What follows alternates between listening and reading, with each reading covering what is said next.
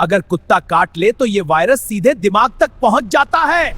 फिर बोलो, मैं हूं रेबीज वायरस। हाँ, वही खतरनाक वायरस जो कुत्ते, बिल्ली या बंदर के शरीर में छिपा रहता है। जब कोई संक्रमित जानवर किसी इंसान को काटता है तो मैं उसकी लार के साथ शरीर में घुस जाता हूं। फिर धीरे धीरे मैं नसों के रास्ते सीधे दिमाग तक पहुंच जाता हूं और उसके बाद शुरू होती है एक खतरनाक बीमारी। लक्षण क्या हैं? तेज बुखार, घबराहट, पानी से डर लगना, शरीर में झटके। लेकिन सुनो, मुझसे बचा भी जा सकता है। अगर किसी जानवर ने काट लिया तो घाव को 10-15 मिनट साबुन और पानी से धो।